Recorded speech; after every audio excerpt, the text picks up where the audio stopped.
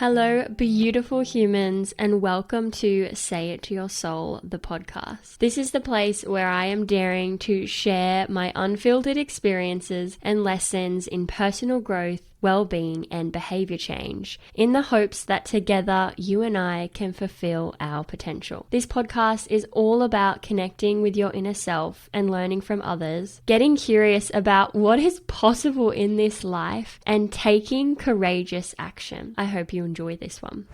Hello, beautiful humans, and welcome back to Say It to Your Soul, the podcast. You may be wondering, if you're watching the video version, why am I holding this tiny microphone? Well, I'm having some issues with my setup at the moment, but we must persist because yesterday I spent 3 hours trying to record this episode. That's how much I want to share this information. I love this topic. Today is all going to be about attentional intelligence. And there's a few reasons I like this topic. The first is because I feel like the word or the term attentional intelligence sounds really intelligent. And I love that we can use these kinds of concepts that maybe make us feel empowered. But also I recognize that a concept like that can sound a little bit overwhelming in that, what is it? So I'm going to break that down for us in a moment. The other reason that I really love this topic of attentional intelligence, which is today's episode, is that it really helps you in many ways in your life. It helps you to become the person or be the person that you want to be. It helps you to achieve the goals that you want to achieve. It helps you to actually spend time doing what you want to be doing and to just be enjoying your life overall. So who wouldn't want that? And that's why I wanted to share this topic with you.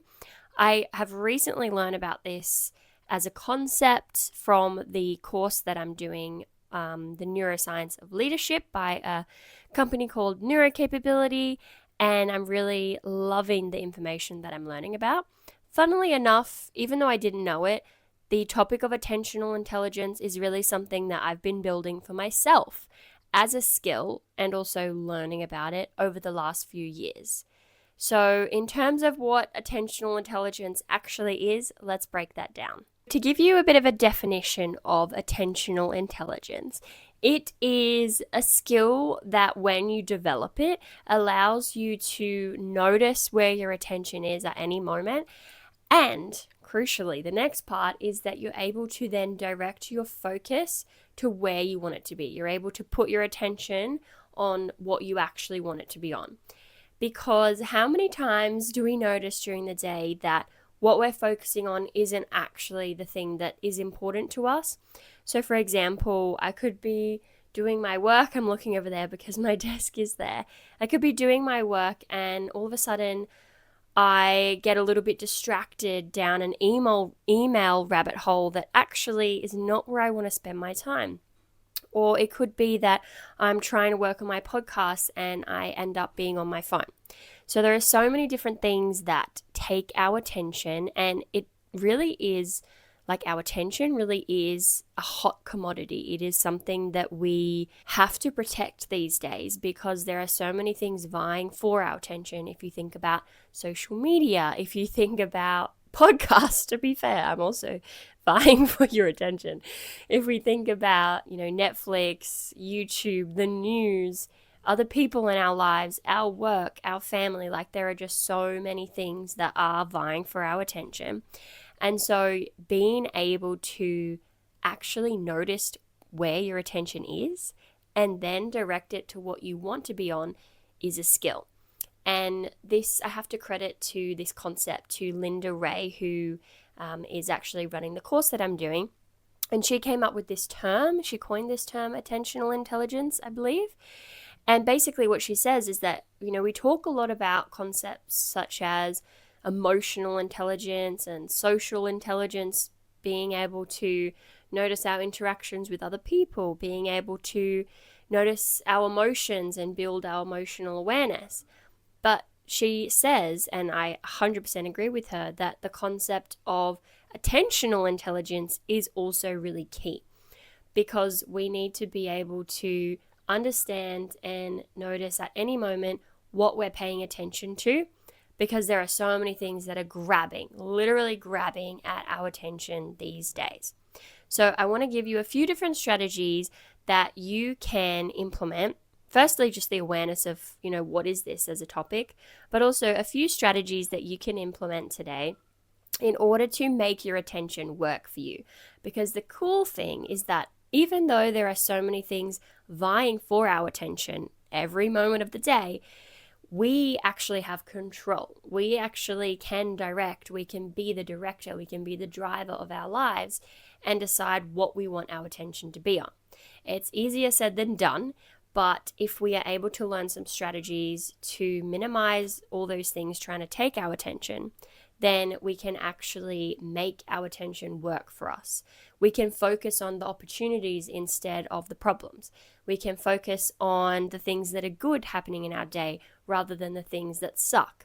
We can focus on the lessons rather than the failures.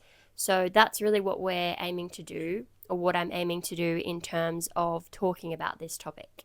So to break down attentional intelligence even further, we can understand it in 3 different ways. So I've got some notes here that I took from my course. I'm going to refer to that.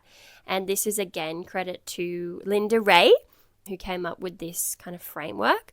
So there's these 3 parts to our attentional intelligence. It is firstly meta-sensing. So this is really being able to understand what you are feeling and what senses are being impacted in the moment. So there's a term also that I have learned recently, which was affect. So affect has 2 different parts to it. It has how you're feeling in terms of how calm to how agitated or aroused you are, and that's kind of one axis.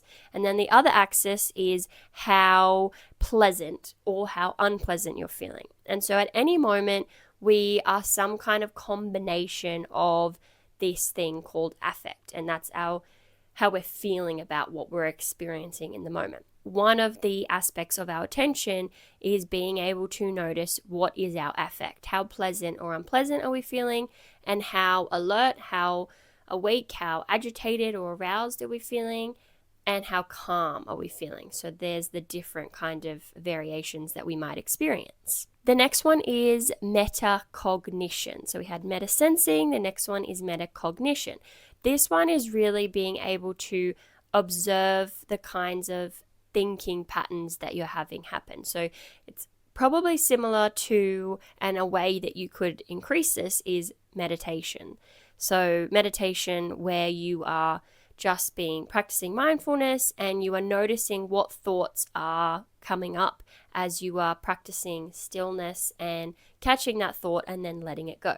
So of course, something like that is going to help you to recognize what are those actual thoughts that are coming up. Then the last one is meta-focus. So it's a little bit similar to the metacognition, but rather than recognizing the thoughts that you're having about your experience, this is recognizing simply where is your attention right now. So you're scrolling on social media, you've gone down this rabbit hole, and it's the ability to suddenly be aware of that fact and go, oh, I'm on social media right now, and that's where my attention is going. A key question that you would want to ask yourself here is where my attention is focused right now aligned with my goals, and is it aligned with where I actually want my focus to be? Because I think if you paid attention to it, you would realize that there's actually an alarming amount of time where your attention is not where you want it to be. And again, that is because there are so many things that are vying for our attention, but also moving our attention away from what we actually want it to be is sometimes just a coping strategy. So for example, if your work is starting to feel hard, you're not really sure what you need to do in this task, then you're probably going to move your attention from that thing to something else as a means of distraction and kind of coping with that feeling of uncertainty or uneasiness in your body. Now that you understand those 3 parts to attentional intelligence, this is where we can start to have some fun with it. So I want to talk you through a couple biases that we have. The first one is confirmation bias, and the second one is inattentional blindness. Again, both of these things probably don't give you a lot in the name. They do, but if you've never heard those terms, probably would sound a little bit confusing. So I'm going to break them down to very simple, easy to understand theories, but also examples. I think the best way to understand things often is just to have an example of, well, what does that actually look like in the real world? So I was listening to this podcast with Mel Robbins and a woman named Martha Beck a couple weeks ago. And there was something that she said which I've been reflecting on quite a bit lately, especially learning more about neuroscience and how your brain works. And she said that where your attention goes is where your life goes. And it's so true. You've probably heard the kind of common phrase of where your attention goes, energy flows, and that type of thing. It's absolutely true. It's not just a gimmick. It's not just some kind of self-help tagline. It's true. It's backed by the neuroscience. We know that where your attention goes is where your time goes, is where your behaviors go, is where your actions go, like all of that. It's ultimately, it is where your life goes, because what you focus on is what you get, and it's like that self-fulfilling prophecy kind of thing. So in this podcast episode, Martha also talks about how she had the experience of this message coming up a lot. So she went to an airport and she heard different examples of why it's important to focus on what you want, not what you don't want. So the first example, actually, I wasn't going to share hers, but a few examples that I like to think of. So you could think about a soccer goalie and someone who is trying to score a goal. So the person who's trying to score the goal, the kicker, let's say, I don't actually know what you call them anymore. I used to play soccer, but that was like a decade ago. So the striker, let's say, is kicking the ball into the goals. They're not going to focus on the goalie. They're going to focus on the empty space where they want the ball to go. Another example would be if you're doing yoga, you get told to focus on a still spot.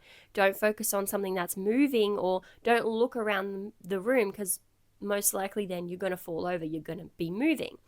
And one more example to give you would be if you think about someone who plays archery. Someone who plays archery is not going to be focusing on, the tree that's past where the bullseye is or the board is. They're not going to be focused on the area around the board. They're going to be focused exactly on the bullseye. And of course, that makes so much sense, because if they focus on the bullseye and they look at the bullseye, then they're more likely to actually hit the bullseye.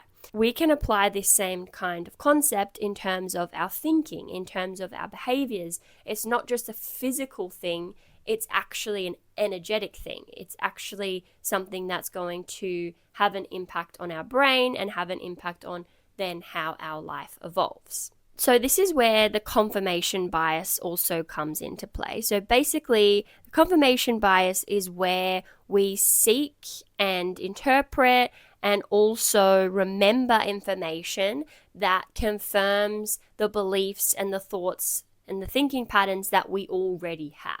So we have this bias that we look for things in our environment that confirm what it is that we believe to be true. We also tend to then ignore contradictory information. So things that don't confirm that belief, we'll ignore them. We won't pay any attention to them. So an example would be, say that you think you are really rubbish at public speaking, then it's a lot more likely that, say you've done one, you had to do a speech, and someone asks how you went. You're probably going to say, oh, well, that was terrible. I'm really bad at it. I know I'm bad at it. Did you notice how I spoke really fast? Or did you notice how I did this and this?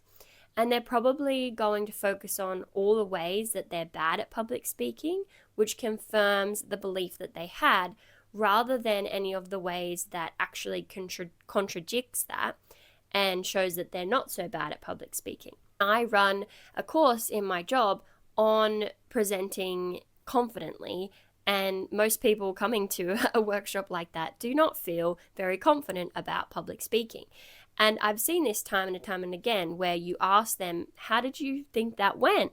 And they'll say, oh, it was terrible, I was so bad. And it's because their brain, even if they have some good evidence that we could point out that they did well, their brain and they will focus on all of the things that confirms the belief of I suck at public speaking. Another example could be maybe if you don't think that you're very fit, or you're not very good at like fitness, or you're not much of an athlete, you're not very good at running, whatever it is, again, your brain's going to seek to focus on those things. So you'll tend to focus on all the small ways that you're not a good runner or you're not fit. If you don't improve your time 1 week, then you'll focus on that. But you won't focus on the fact that you actually went and ran 3 times that week. So it's this kind of thing. And this can be a disadvantage to us, but we can also flip it and we can use it for an advantage for us. The way that we could do that, firstly, is simply just by setting an intention. When we decide that we want to focus our attention on something, we're actually helping our brain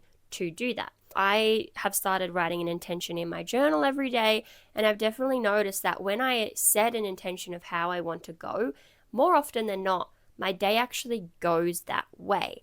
And it's not because it's magic, or like sometimes people think manifesting, we're talking about magic, but it's actually not.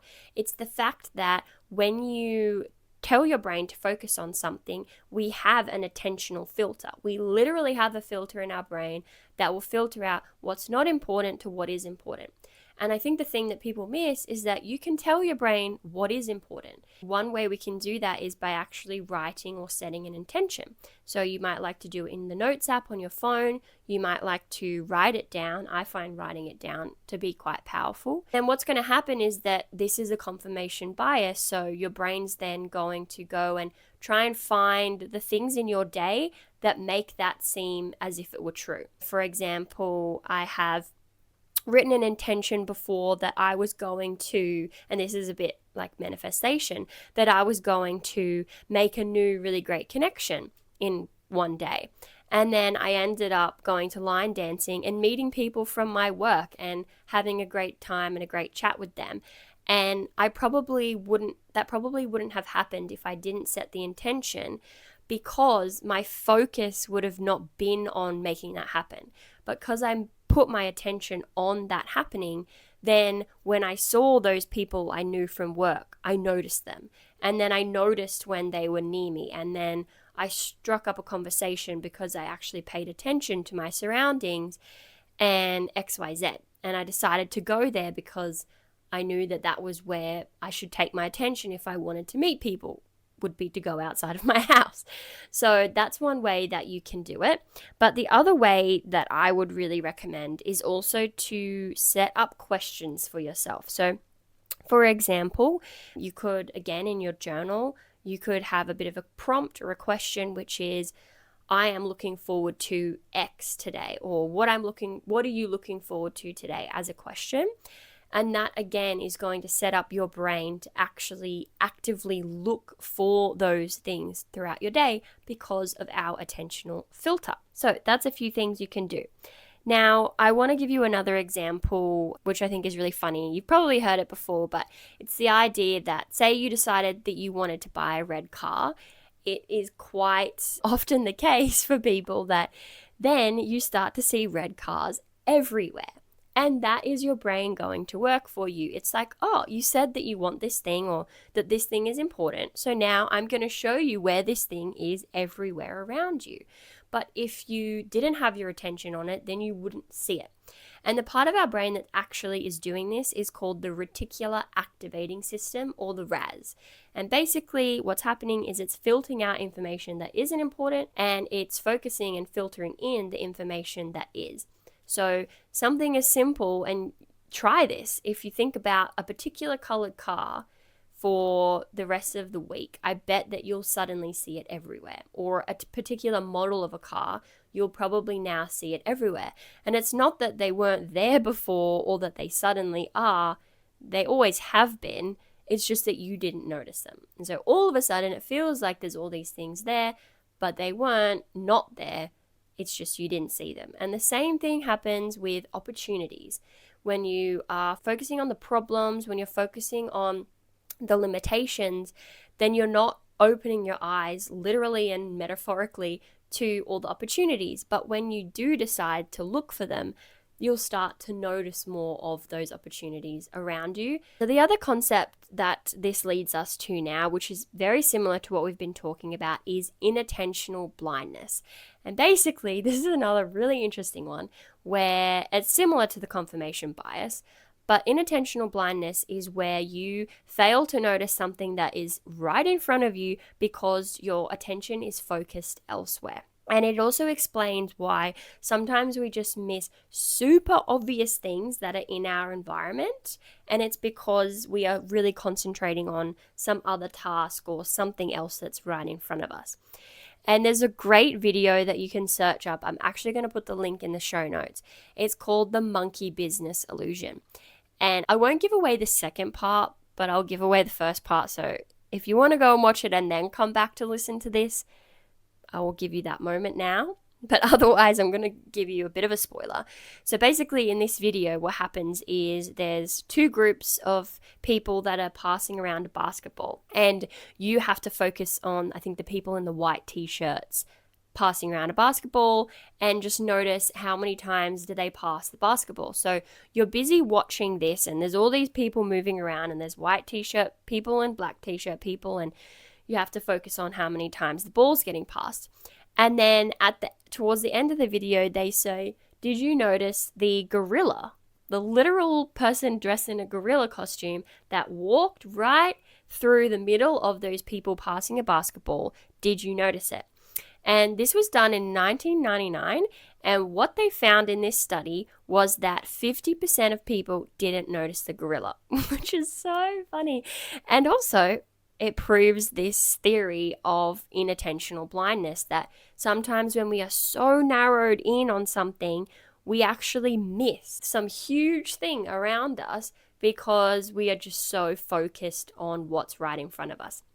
And so what we want to do because of this kind of concept is make sure that we are taking a moment to sometimes come up for air and look at our broader surroundings. I was talking about on my stories yesterday that on a Sunday, I really like to kind of zoom out and look at my goals more holistically and my life more holistically, because during the week, I'm kind of really drilled into each goal and into the things that I got to do every day. So I kind of need to come up for air, kind of zoom out so that I'm not missing things that I might need to change, or ways that I might be feeling. Maybe my goals aren't even right for me anymore, but how would I know that if I was so focused on making them happen? The other thing with inattentional blindness is that you also, because of this, you might not recognize resources or support or opportunities. Again, those opportunities that could be right in front of you, and it's because you're so narrowed in and focused on something else. You could also overlook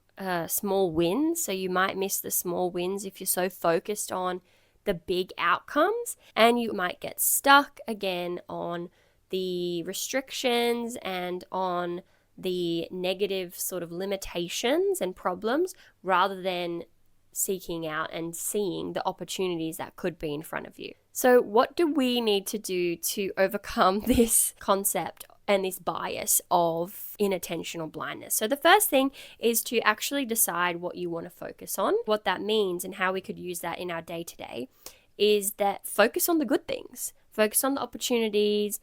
I actually have a notes app in my phone that says good things are always happening.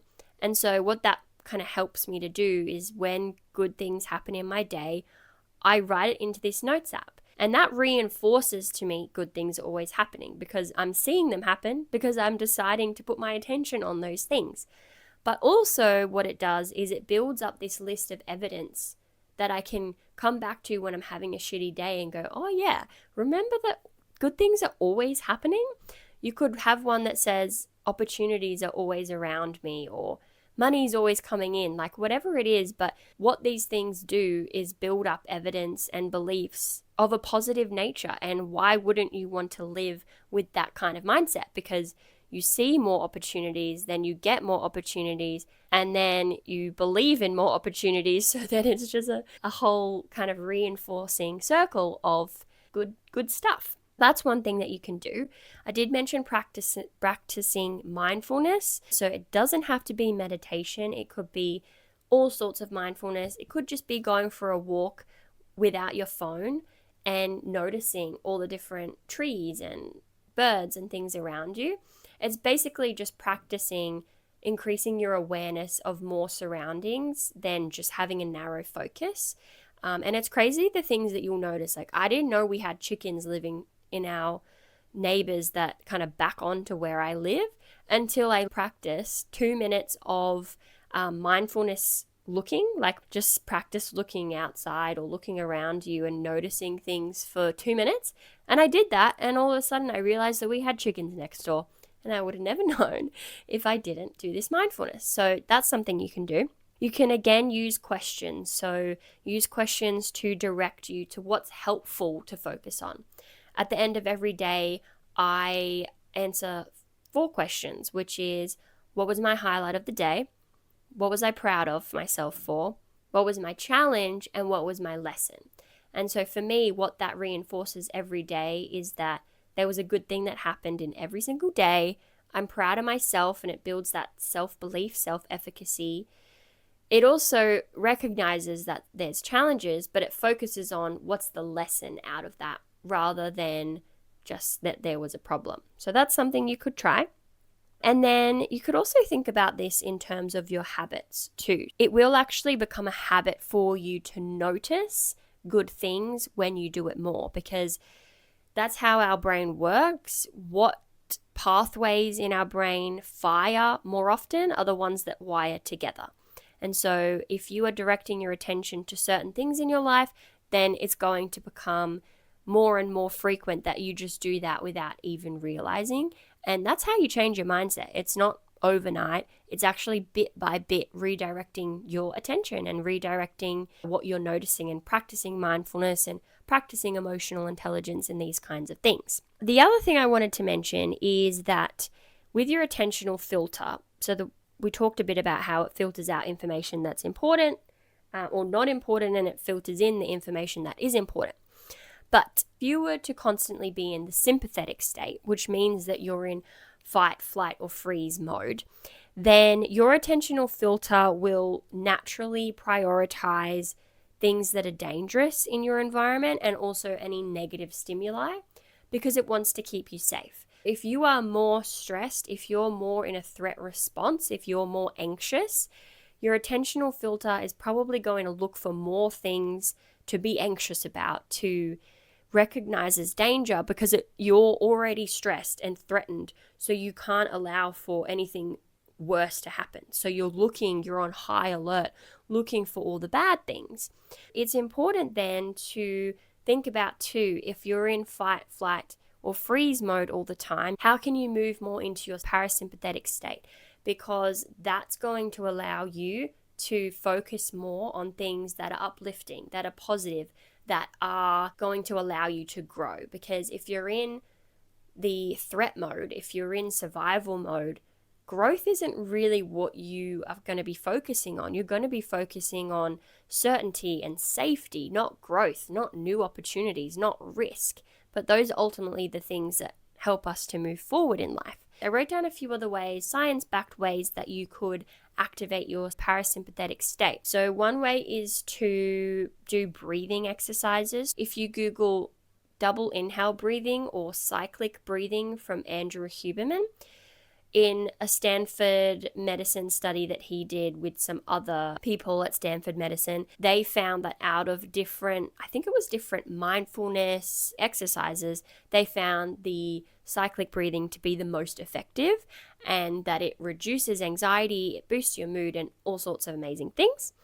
We've talked about mindfulness, so again, that's going to help to put you into that rest and digest kind of state, which means you can focus your attention on what you want rather than your kind of amygdala, your fear processing center, and other parts of your brain that are important for our survival, rather than them taking over and making you focus on all the things that could go wrong. Nature is really good for helping us to relax and be in our rest and digest state. So just go and be outside and spend some time kind of regulating your nervous system that way. Exercise, and the reason that this is actually really beneficial is that it discharges stress. So it basically, if you think about stress increasing and cortisol increasing in your body and adrenaline, and then it goes up and up and up, and then it starts to come back down as, that stimuli is no longer there. But what can happen is that if you're constantly stressed and you're not completing that cycle, that you just have this constant elevation of stress. So what you want to do is do things that help to end or complete the stress cycle. I think this is Emily Nagoski's work that I'm referencing here. And some ways that you can do that is exercise. Just moving your body doesn't have to be something rigorous, but just moving your body can help to complete the stress cycle and just makes you feel better when you kind of move that energy around. Another thing to think about, which I think is super important, is your information diet, which I love this term. This is where you, what kind of information you're receiving all day. Think about the news, think about social media, think about the people you're spending your time with. So if they're constantly feeding you negative, disaster, threat mode inducing information, then again, this is going to put you in that kind of threat mode and increase your fight, flight kind of response. And one more strategy for you is cognitive reappraisal. What that is basically shifting your perspective on things, which requires you to notice what your perspective is in the first place, which is kind of attentional intelligence, right? Then it's also, flipping that. For example, if you have, let's say I've got a workshop that I'm running tomorrow, maybe I'm feeling a little bit nervous about doing it. Rather than focusing on how I'm feeling nervous, I would kind of flip that and go, okay, this is an amazing opportunity to see what I can do. And if the emotion is really strong in that moment that you're finding it hard to look at it from a different perspective, maybe it's not shifting how you see it. Maybe it's just shifting what you are getting from it. And so rather than kind of focusing on all the ways it's going to end in disaster, just focus on the lessons that you might learn. It doesn't mean that you have to think it's a positive thing, which you could get to with cognitive reappraisal. It may just be that you focus on, okay, well, this is what I'm going to learn. Because at the end of the day, you win or you learn. And that's essentially cognitive reappraisal in a nutshell. You can definitely Google any of those kinds of strategies to learn more about them and how you might implement them. But ultimately, this is like a quick guide into making our attention work for us and using our biases and flipping them in a way that actually helps us to see more of what we want to see around us. Like imagine seeing more opportunities, more fun, more joy, more love around you. Sometimes all you have to do, and what we know from the neuroscience, is actually just set the intention to look for it, and then you'll notice more of it. I hope you enjoyed this episode, taking you through this concept. This is actually really beneficial for me because I'm embedding my learning of this concept by teaching it to you and by talking about it. I'm going to definitely put in the monkey business illusion video into the show notes, so make sure you check that out and have a Google of the topics of confirmation bias and inattentional blindness and these kinds of things because they're super fascinating. And we can really use these things to our advantage. And just notice over the next few days, my challenge to you would be, where is your attention going? Where is it right now? Are you actually giving me your full attention, or are you somewhat looking at social media, or are you texting someone, or are you also watching TV, or are you on a walk? And what things can you have your attention across at the same time, and what things can't you? Because multitasking is kind of a myth. We can't really do it, but we sort of can. Like, we can go for a walk and listen to a podcast. Technically, that is multitasking, but we can't multitask on two things that take a lot of our cognitive functioning, our thinking, our problem solving, our critical thinking. And that's what our work usually asks from us. So if you're trying to get good, deep work done and also focus your attention on something else, it's likely that you're compromising on something there. Have a play around with where your attention is, how you could redirect it, and also just thinking about this and noticing how this could really work to your advantage. Thank you so much for listening, and I will chat to you soon.